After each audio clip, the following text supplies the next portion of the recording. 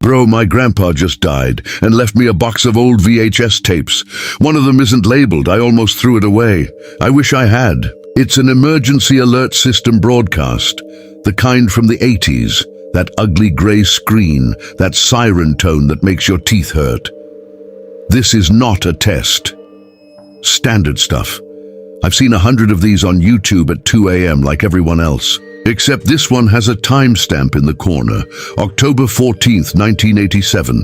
There's no record of any EAS broadcast that day. I checked. Nothing.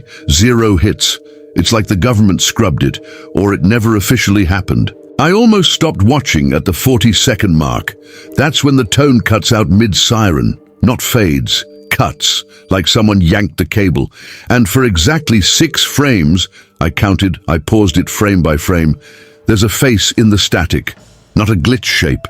A face, looking directly at the camera like it knew someone would be watching this in 2026. I showed my roommate. He said I was tripping, that it's just compression artifacts from a 40-year-old tape. Bro, I rewound it 11 times. It's not artifacts. The eyes track the screen. Here's the part that's actually unhinged. My grandpa was a broadcast engineer for the local network in 1987, the same year, the same state. I texted my mom. She said he never talked about work, ever, not once in her whole childhood. She said one time she asked him why there was a TV in the basement that was never plugged into anything, and he told her, "Some things you leave off." The tape was inside that exact TV, wrapped in a plastic bag, taped shut with electrical tape that had turned brittle and yellow with age, like it had been sealed for decades and never meant to see daylight again. I haven't told my mom about the face yet. I also haven't told her that when I went back to grab the tape again last night, the basement TV, the one that was never plugged in, the one my grandpa said to leave off, was on. Static.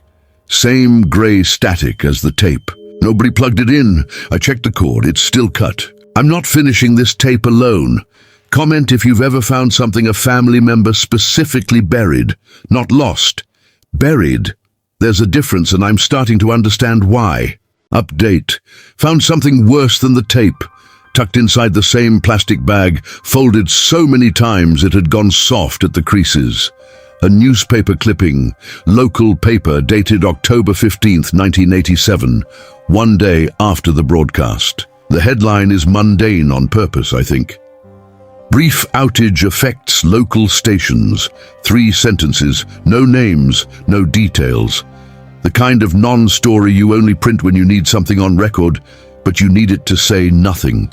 Except someone, my grandpa, the handwriting matches his logbook signature from his old job application I found in the same box, wrote in the margin in pencil, pressed so hard it tore the paper slightly. They didn't air the real one. We did, for 40 seconds, before I killed it. We, not I.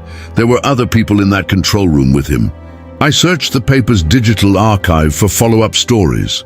Nothing. Not a correction, not a retraction, not even a previous outage resolved filler piece a week later, which is the kind of thing local papers always run. The silence after the silence is somehow louder than the headline itself. I called my mom again. I asked if Grandpa ever mentioned co-workers from that station by name. She paused longer than felt normal and said there was a man named Walt who used to call the house sometimes late, and Grandpa would take the phone into another room every single time. She said Walt stopped calling sometime in the early 90s. She never asked why. She said in that family, you learned which questions cost you something to ask. I want to find Walt. I want to find anyone who was in that room. Here's the detail I almost didn't mention because it sounds insane even by tonight's standards. The newspaper clipping is warm, not room temperature warm, genuinely warm to the touch, like it's been sitting in direct sun, except it's been folded inside a sealed bag in a cold basement for 39 years. I put it back in the bag. The bag is still warm too now. Pause for a second. Go back and reread Grandpa's margin note. We did, for 40 seconds. 40 seconds is exactly how long the tape's static cuts before the face appears. That's not a coincidence I'm comfortable with. I haven't shown my mom the clipping. I don't think I'm going to. I went back to the storage unit my mum forgot Grandpa even had. Found his old engineer's logbook, leather-bound, station logo stamped on the cover, the kind he'd have been required to keep for shift records. Most pages are boring. Frequency checks, equipment maintenance, normal 1987 broadcast engineer stuff, the kind of thing that makes you forget for a second that any of this is supposed to be scary. Then October 14th entry, same date as the tape. It's not in his usual handwriting. It's smaller, faster, like he was writing it while looking at the door. Signal originated from inside the building, not external interference. Confirmed by Walt, confirmed by Reyes. We are the only three who saw the full 40 seconds. Decision, kill power to transmitter building, not just our control room. Do not log specifics. Do not log specifics. Do not log specifics. He wrote that last line 3 times, like he was talking himself into obeying his own order. Below that, in different ink added later, you can tell by how the pen pressure changes. One more line. If found, do not finish watching. It only needs witnesses, not victims. Watching to completion makes you a witness. I have watched that tape to completion twice. Reyes and Walt.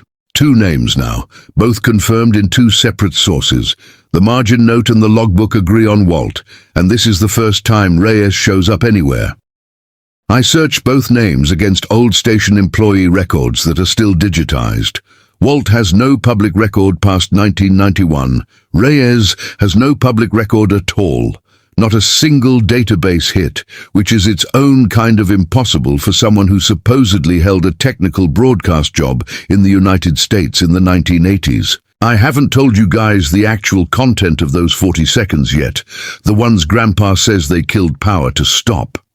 I know. I'm aware that's the one piece of information everyone in the comments has been asking for since part 1.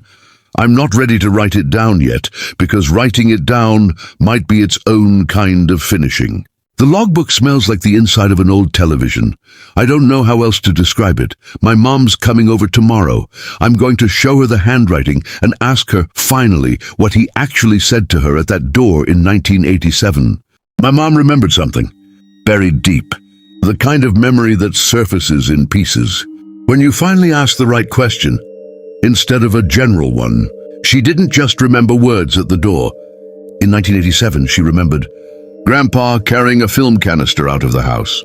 Weeks later, driving 40 minutes to bury it, somewhere near the old transmitter tower outside town, the one that's been decommissioned since the 90s and just sits there now, rusted, fenced off, mostly forgotten by everyone, except teenagers who go out there to drink. I drove out there today. I'm not proud of how fast I found it. It's like something wanted it found. Buried shallow under loose gravel, exactly where she described. Like the ground had been disturbed more recently than 39 years ago, despite no one supposedly knowing it was there. It's a 16mm film reel. Tower surveillance footage. The silent black and white. Kind transmitter.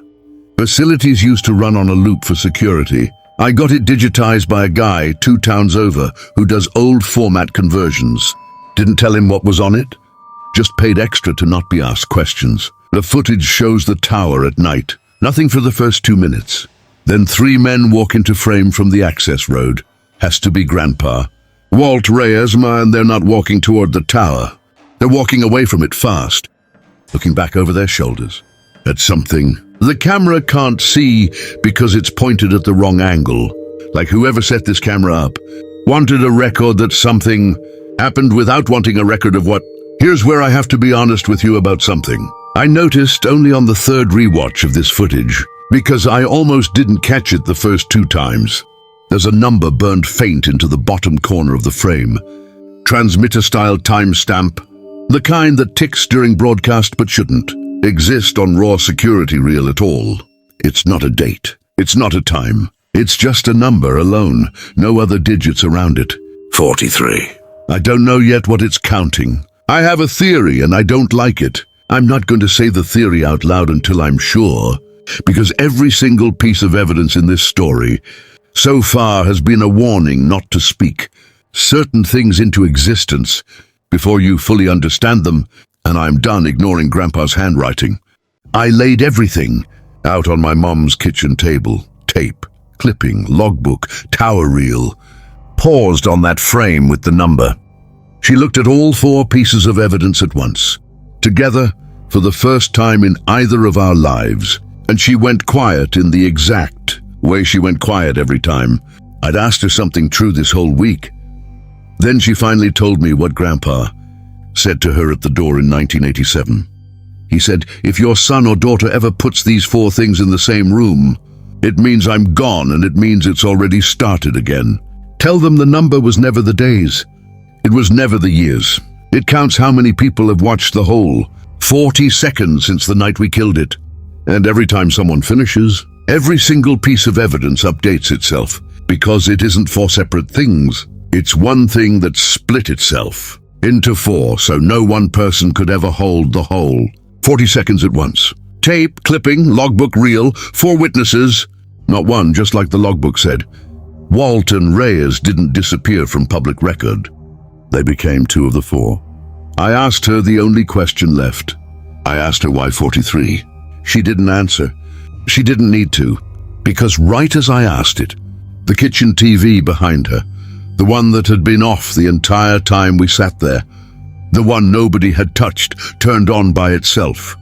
Static for exactly 1 second. Then a number, glowing faint in the corner where a timestamp would sit. 44. I posted the footage from tonight 12 minutes ago.